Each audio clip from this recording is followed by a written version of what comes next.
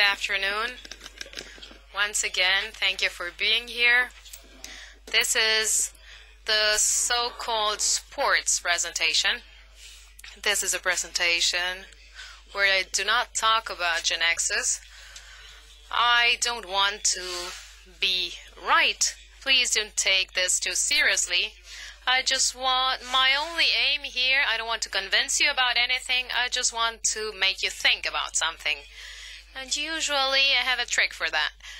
And it is the things that make me think. Well, those are the ones that I want to tell you about so that you can start thinking about them. Not long ago, I was interviewed on TV, and the journalist told me, don't you think that all these technologies, such as the email, chat rooms, the cell phones, are dehumanizing us? And well, right then, I don't know what I answered, but the interesting thing is that when I left, I remembered about a fable, and that's a fable of the scorpion and the toad. I don't know whether you know about this. This is a fable where you have a scorpion that wants to cross over a river, and he tells a toad, can you take me through the river? No, I won't do this because you will bite me and then I will die. And then the scorpion says, how can I bite you if I don't know how to swim? If I bite you, then we will both drown. And the toad said, okay, you're right. So the toad takes him, and in the middle of the river, then the scorpion bites him, and they both die. And when both die, the toad says, why did you bite me? And then the scorpion says, I couldn't help it. It's in my nature. So the presentation that I made for today is called It's in Our Nature. And now trying to answer to the journalist that interviewed me, I would like to say that technologies that are successful on the long term are precisely on the opposite side. They're not those that dehumanize us, but those that take to an extreme some of the features that we have in our nature. So what I want to tell you about today is about a set of things that I believe are within our nature, some traits that we have, which I believe are we need to know about if we are in this business of IT. So I will begin with the first one, and the first one is to emulate success. It's always in our nature to look at the grass our neighbor has and to think that it's greener on the other side usually. Well, that's okay.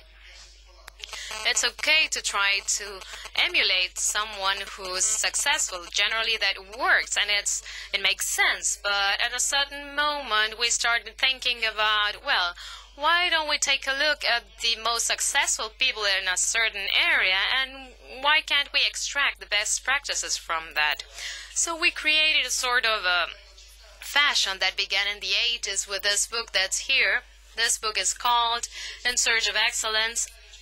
And it is a book from the 80s that took some 8 or 10 companies, and it said, well, these are the best companies throughout the world, and this is what they have done, and they took the best practices from them. In the 80s, over there, you see that this was a national bestseller, and any book that favors our nature will become a bestseller, and this was the case. But the issue is that some years afterwards, people double-checked as to what happened with those companies, and they started seeing that those 8 or 10 companies hadn't done well. Actually, they had done horribly. Some of them had gone bankrupt, they had disappeared, collapsed, etc. So the fact that this book ended up badly doesn't mean that we didn't have more books on this. Then we had more books. One of them is called Good to Great, and the other one is Outliers from last year. And basically the idea is the same. Why don't we take the best companies? We should see what the best practices are, and from there we should extract the formula for success. The Good to Great did the same with a lot of companies and called that a scientific study. And same thing with Outliers. They're all bestsellers. In the case of Outliers, it analyzed people instead of organizations. It studied why people had been successful, and then they said, well, we should be copying this. But I never liked this because I always had the feeling that in really complex things, well, when things are easy, it's okay to imitate other people. But when it comes to complex things, the road to success is quite a personal one. It's not the same to see IBM, Microsoft, or tech. Each company tries to find its own way to success. It's quite difficult to imitate that. But that was my own intuition until not long ago. My friend Gustavo Olmos, I don't know whether he's over there, we discovered that we also went to school together. He told me a tale about dolphins. This is not his own tale, but this belongs to Luis Fernando Verissimo, a Brazilian author from Rio Grande, who tells about this story. There you see a dolphin. We all know that dolphins help humans when we are about to drown, and they take us to the shore. That's what we know. But Verissimo says, let's assume the following. Maybe the dolphins have the following mechanism. Maybe they have this law. Every time they see a human that there is about to drown, toss a coin. 50% are going to the shore, and the other 50% are going to be taken offshore. But what would be the situation? Would we continue to think that dolphins save us? Why? Because we never have the version of those who drown.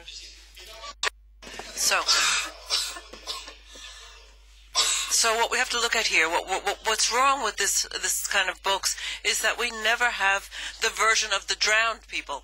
We always have the recommendations, the ones who survive. So my recommendation, so whatever you hear this about the best practices and all of that, to think in terms of the dolphin and the version of the drownees. Let's look at another characteristic here, resolving problems. It's in our nature to resolve problems. Let me tell you a story that I heard from my friend Alice. There was a priest, an attorney, and an engineer. The three of them had been condemned to death, and they had to be hung. I don't know if you've seen those gallows where they've got a floor, but they have a lever where the floor opens up, and the guy dies by hanging. So the three of them had to be hung, and first they're going to hang the priest. They put the noose around his neck. They come along and boom, they move the lever, and nothing happens. When nothing happens, the priest takes the rope off this, and he said, "This is a divine message, so you can't try to hang me again." So there's a whole committee. They have a meeting, and they're a little worried. They say, "Oh, the priest is probably right. We'll save him." Then we have the attorney. He puts the rope. They put the rope around his neck. They move the lever, and nothing happens. When nothing happens, the lawyer takes the noose off his neck, and he says, under the Roman positive law, and he says a few words in Latin, and blah, blah, blah. And he said, "I can't be judged twice for the same crime." And so they say, the committee gets together again, and they say, he's right, we can't do it. So again, so he's saved. So then comes the engineer. When they put the noose around his neck, and before they put the noose, and the engineer says, wait a minute, let me look at one thing here. He opens it up, he looks at it, and he says, I found your problem. You've got the bolt in the wrong place. Let me correct it for you. So, it's in our nature to resolve problems. The problem is that we always resolve the right ones. So, one of the things that we have to keep in mind is, okay, what are the problems that we've got to resolve? Why do I say this? Because here's a photo. This is the Nobel Prize ceremony. In all professions, we, the engineers, but also the attorneys, whatever profession, has two sets of problems. The real problems of the clients and the problems that impress our colleagues. And it's in our nature to impress our colleagues. We try to always cause a great impression amongst our colleagues. We live based on prestige, and the prestige amongst our colleagues is important to us. What's the problem with this? The problems that we have to impress our colleagues are very different from the real problems of our clients.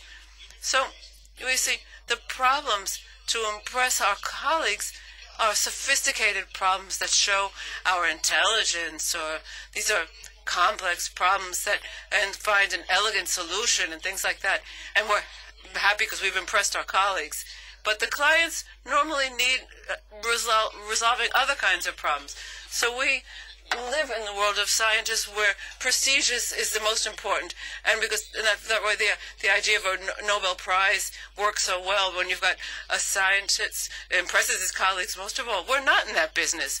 We're in the business of impressing our colleagues. We're in the business of doing the things that our clients need. So even though it's in our nature to want to impress our colleagues, we're in this other business, the business of doing what the clients need. Some of the problems that are interesting, for example, to resolve the things that clients need, for example, some of the problems are automating an intensive work process. This is a GeneXus problem. What we did was do the manual programming problem, which is a work-intensive process, a labor-intensive process. We changed it into something automated. Then something we can do also is transform something luxurious into a commodity. We have a newspaper to have news. With the advent of blogs, we made something luxurious into a commodity. Another thing, to give you an example, is to make something cheaper and easier to use. But the two things at the same time, cheaper and easier to use. Making it cheaper is always easy. Making it easier is also easy, but making it cheaper and easier is difficult. And this is one of the interesting issues that have to be resolved. This is what I want to talk about, the problems. Let's go on to another case. The other is communicating and sharing. It's in our nature to communicate. Whatever product that we make that increases our communicability, our communications, is in favor of our nature. So this is always good. This is always important. I don't know where the future will lead us, but we're going to be much more connected than we are now, even if we can't imagine it now.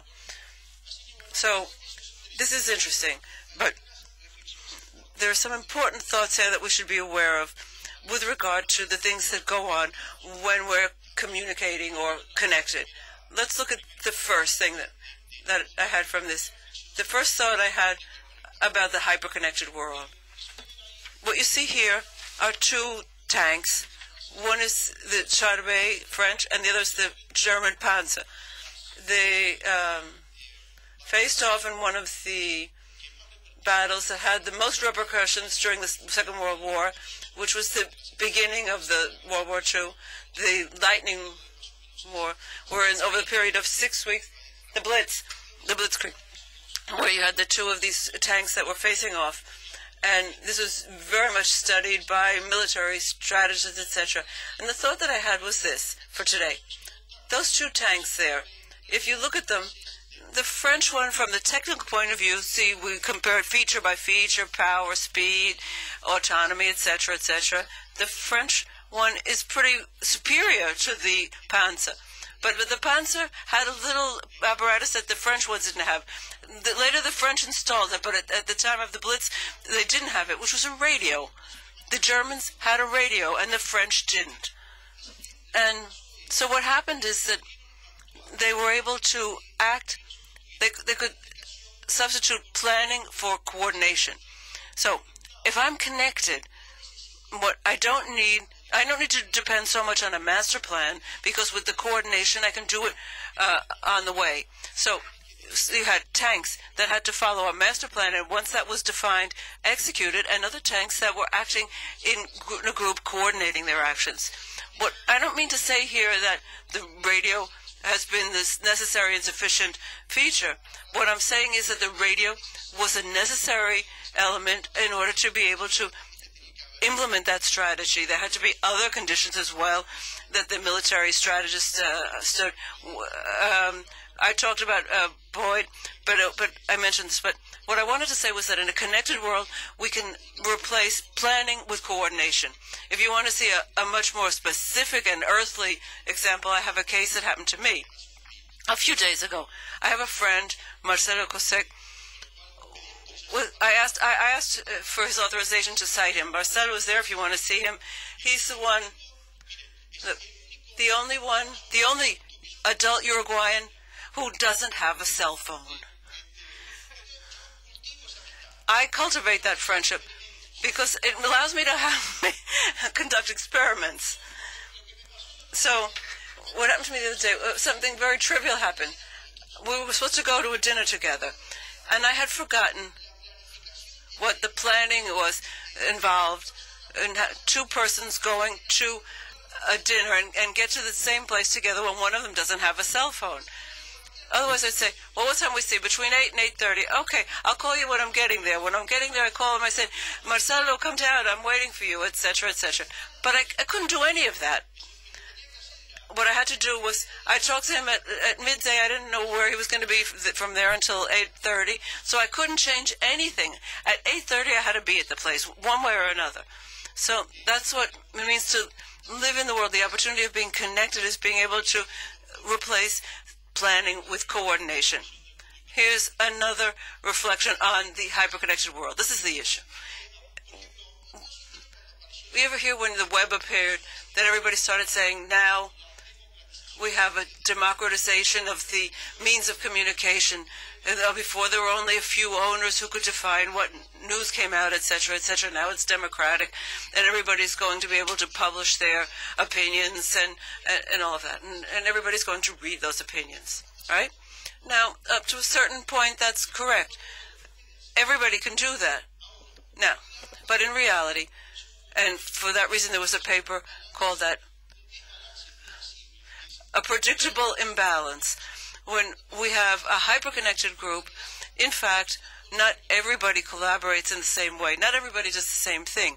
Incredibly, there's always the case where very few concentrate the greatest amount of information or activity. To give you an example from Wikipedia, one of the examples of collective action, the most important that we have today, only 2% of people update what they look at.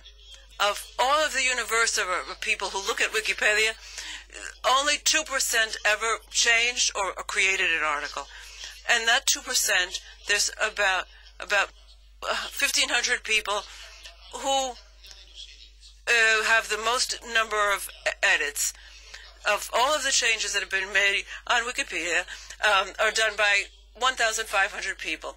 And but it's very counterintuitive, this.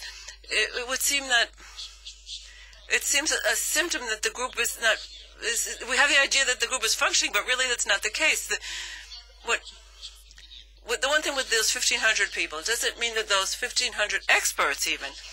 What happens is the reverse. The experts in the 1,500 are really doing a lot of work of classification, connection, etc., etc. But then, whenever there's a hyperconnected group, you have to expect an imbalance, and that's normal. If you have a group of a lot of people and only a few are the ones who are leading the band, it's absolutely normal. I don't know what the reason for it is. I don't know if anybody ever explained it, but that's the case. It's so much so that I went to see the wiki for the community. This is Wikipedia. So what about the wiki for the community? And it has the same curve. In this case, there are only a few pages are the ones that most of the people read. And with regard to people who update our wiki in the community, it's exactly the same type of graph. So what I'm trying to say here is that you can expect this. It's absolutely normal in hyperconnected groups to have an imbalance. It's so much so that it's predictable even, and here you can see it. Another issue. The other thing that happens when we're in a hyperconnected place is that the news that are in favor of our nature move around much more quickly, are communicated, they go much faster through the system. If there's something in our nature, it's to be afraid. So All of the news that generate fear in us are successful. Any news that is successful, generate fear, are successful. Here's a piece of news that was published in April of this year in Uruguay. The alarm grows, the global alarm grows because of the flu, the swine flu. And here we have the general director of the World Health Organization who said all of humanity is under the threat of a pandemic. So we expected a terrible situation.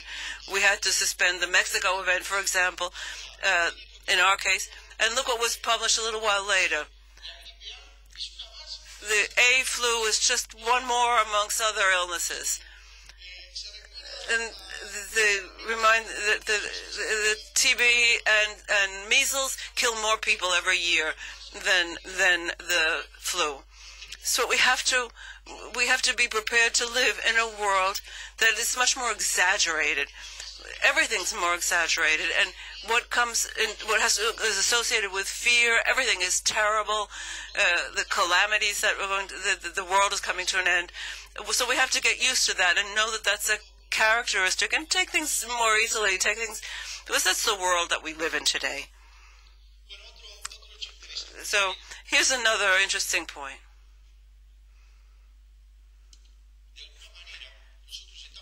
We are wired so that in our nature we ignore resources that are scarce and ignore the abundant ones and look only at the scarce ones. Air is abundant, so but when I have to eat, I worry about the food because food is scarcer than air. So there's no problem. I can figure that out. The interesting phenomenon takes place when what happens when a resource that was scarce becomes abundant. And there we see all kinds of problems. If it was always abundant, the problem is when we have something that was scarce, it becomes abundant. For example, the most common strategy is to ignore the abundance and create an artificial scarcity.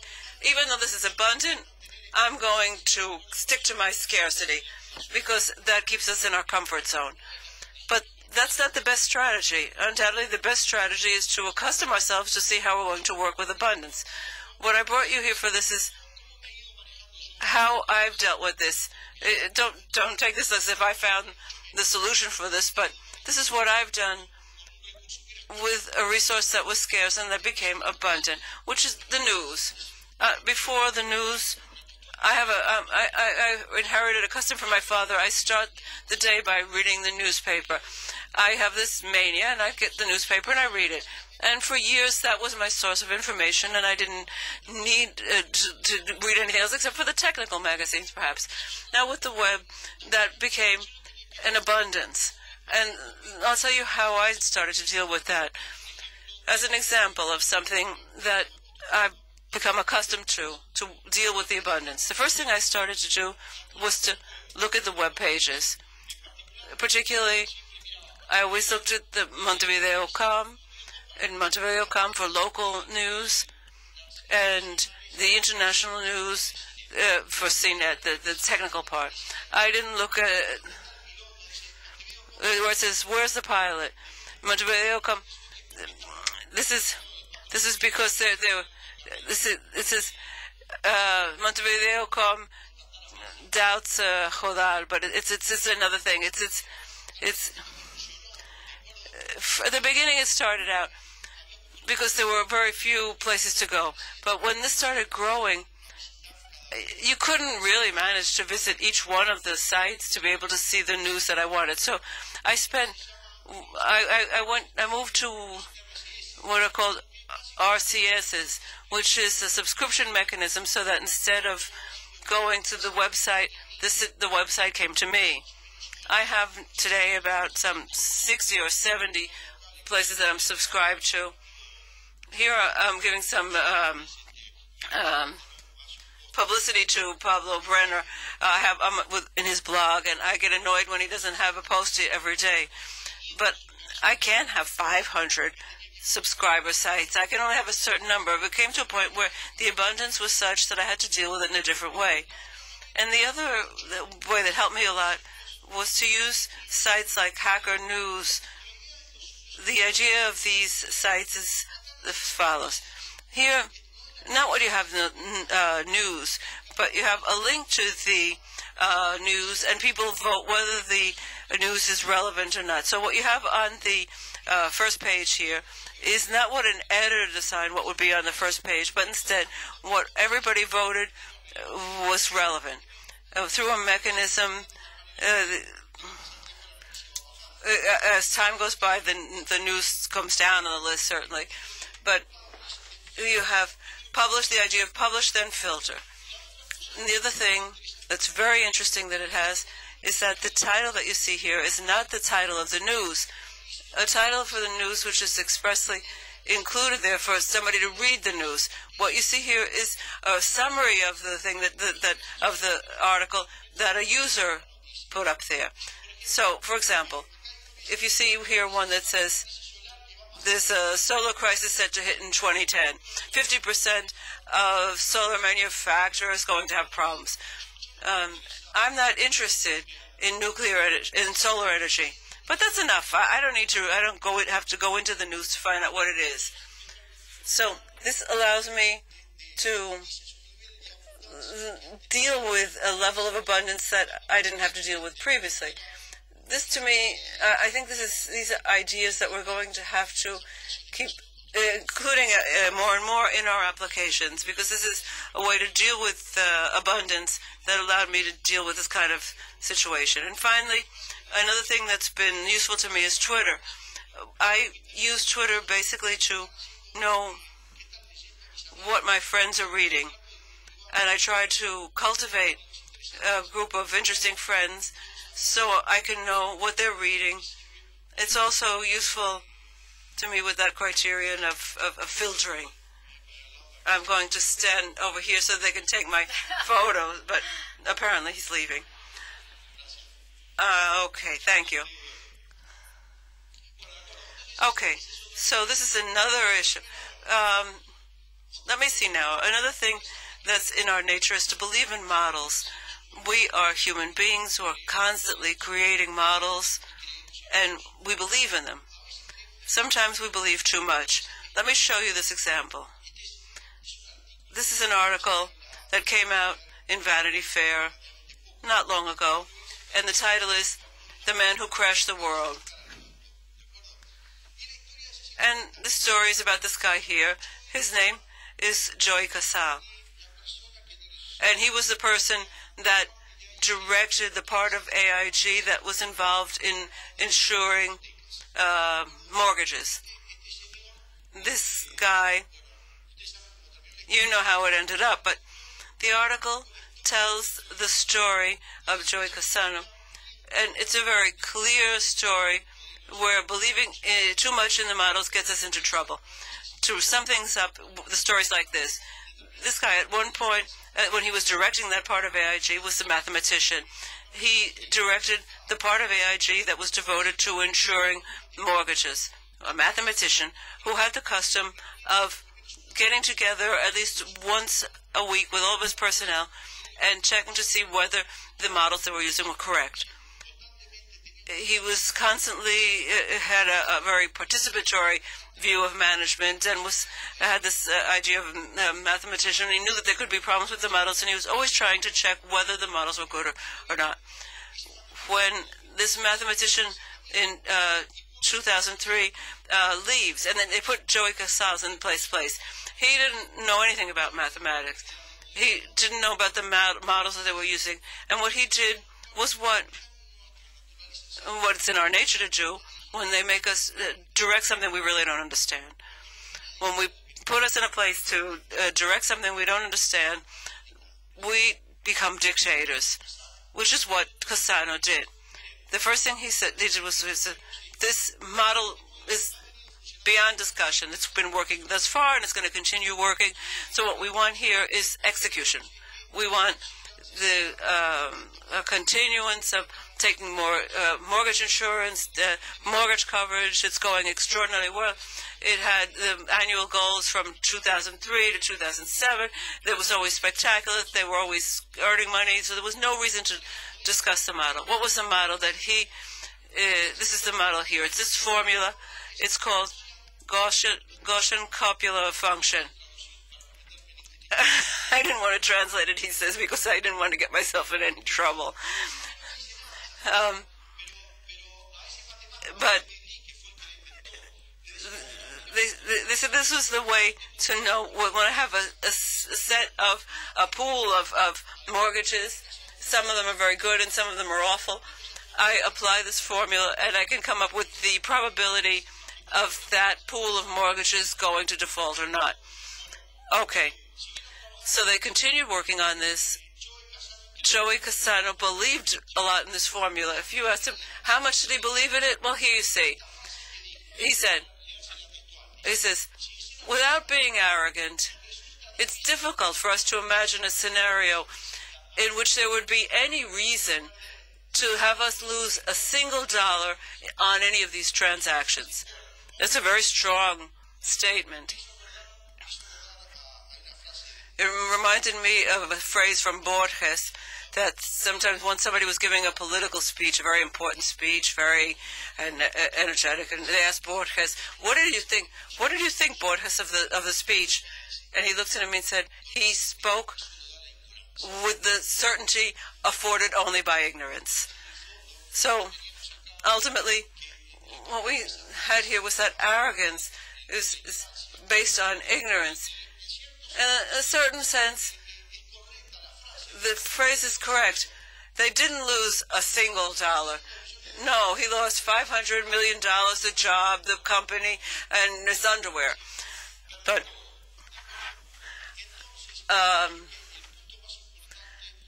I think here the most important thing to have take into account here is that here one of the interesting things is this: when he ended the article, when Joe Cassano, when the journalist says to him, after having studied everything that he'd gone through, but ultimately there's an interesting phenomenon here that's pretty unique.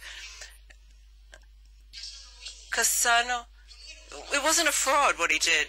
He wasn't a criminal. He wasn't like Madoff that had a criminal association. But the article says that the problem with Cassano was of another sort, and he ends up saying something that I think is really memorable. Joey Cassano's problem was not that he knew he was wrong. It was that for him it was too important to be correct, to be right. So at a certain point, to give you an idea, the mathematician went to him and he said, "Cassano, you know how much we have since subprime at that time?" And he says, "I don't know, 15, 20%. He said, "No, we have 90%. I counted it up, 90% of subprime." And he said, "I don't care, because the prices of houses in the United States are never going down." And so, ultimately, it's all based on a belief that one day exploded. And he didn't realize he was going to crash the world with this. So I think that at the end of the day, it's very important to be clear on this. All models are wrong. Some are useful. They say the David Lee's, all of the models, the mental models, all of these scientific theories, they're all wrong. The only thing relevant is knowing whether or not they're useful for us or not. And the day that they cease to be useful, we have to give them up. And that's it. Even though it's in our nature to believe in models. But remember that all of them are wrong, some of them are useful. But and you say, maybe it's tough to find out when they stop being useful. I'll give you this example. If you ask this question, does the Earth revolve around the sun or the sun around the Earth? And we would say, no, the Earth revolves around the sun. We know that for a long while. But let's go to these examples here. One is the Ptolemy drawing, and the other one is Copernicus's. At first I realized that the graphic design profession is older than I thought, actually. That's what I realized first of all. But the first model was the the Ptolemy's model. And what he said was, I'm at the center of the universe, and what I'm seeing is the sun that's revolving around me. And if I'm a farmer, and the only thing that's of interest to me is knowing where the sun is going to come out and where it's going to set, the Ptolemy model worked marvelously. The problem was with the Ptolemaic model. What was the problem? They said, but you see, that what you see out there, we're going to call it, that star. It doesn't move the same as all of the other ones. We start to see that star. We're standing out here, and we see that it's moving like this, like a coil. And it looks very strange. And I don't know if it was Ptolemy or who it was, but it was interesting to hear that they found a way of explaining why Venus was moving like a coil shape, like a spiral. And it worked. It works. On internet, there is an example. The only thing I had to do was create two artificial points, a tangent, etc. Like, a little bit complicated to have the model, but it works. It works. He figured a way to make it work. So he said, but Mars also moves it another way. And when Copernicus came along, he didn't say Ptolemy was wrong. What he said was, I have a simpler model, and I can put in any number of planets you want. And so, what do I want to say here? Is that when you have a mental model that believes that it means that every piece of information is a nightmare. Everything you knew is a nightmare, and each time you've got to change the model, and they say, oh, God, another tangent. And probably the time has come to move from Ptolemy's model to Copernicus's. The last point for today is to make some predictions. We like to do models because they're good for making predictions. There's another Lucy story here. Sometimes we look into predictions. And here, there were two guys, an older man and a younger man, who get onto a train.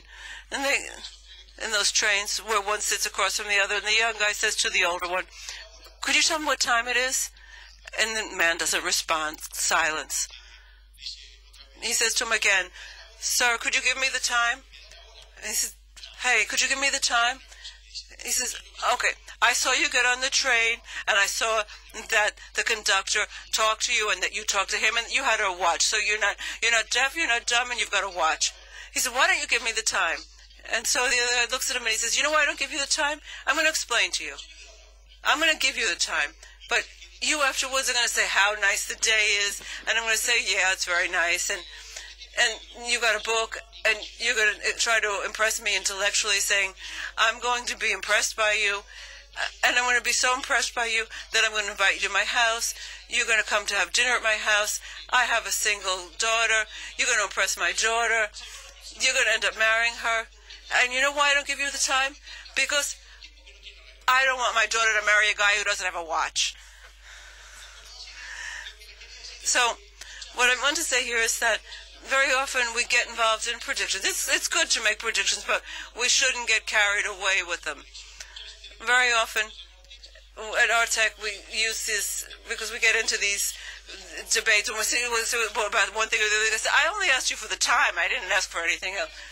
But with the question of doing predictions, it led me to a world that was always interested. It was this fashion. I was always interested in the fashion world, not for the reasons you think, but I was always interested in it because the trends change very often. We live in an area where the trends too change very often. So I always looked at that and say, how do people do? How does the fashion world, what do they do to be able to deal with that way, and how to predict the trends and what they've got to do? I wasn't really clear at all on this until my sister Monica said to me, when I was talking to her about it, she said, no, that's not the way it works. There's a profession for that. There's a profession in the world of fashion. There's a profession called cool hunters. And so you want to study to be a cool hunter? Here you got the book, Cool Hunting. This apparently is the Bible for this. The cool hunters are the persons in the fashion world who are out there looking to track the trends, to realize what the trends are coming. And they have some tricks. All of the professions have their tricks. Our trick is the most important one is to shut it off and on. the trick of the cool hunters is more interesting. What they do, for example, I said to my sister said to me, knows a cool hunter, or a neighbor of hers is a cool hunter, and they go to the fashion shows, and instead of looking at the runway, they look at the people around sitting there. That can be interesting if we find them when they're kind of out of there. They say, no, I'm studying to be a cool hunter, if they catch you looking at people. So this is the line. This is the line. What I've got to do is to fine-tune the prediction. Another line of business within the fashion world is very attractive, which is the line that followed by Sada. Sada today is one of the most successful retailers in the world. This is a photo of Sarah in Singapore or someplace like that. What their strategy was, instead of concentrating on fine-tuning the prediction, they concentrated on dropping the cost of error. The problem is, if I manufacture, if we're going to use red this year, and buy enormous quantities of red cloth, and then the fashion changes, I end up having all this leftover stock. What Sarah did was to perfect somehow, instead of doing enormous quantities in red, what I do is small lots of a lot of different styles, and see what happens. I send it out to the market. Since it's not all that much, the lots are small, the cost of error was minimized. So it's in our nature to do predictions, but sometimes it may be more interesting to try to, instead of trying to fine-tune the prediction, to fine-tune the cost of error. This is basically what I had to say to all of you, but since it's in my nature to do a summary, I'd like to sum up.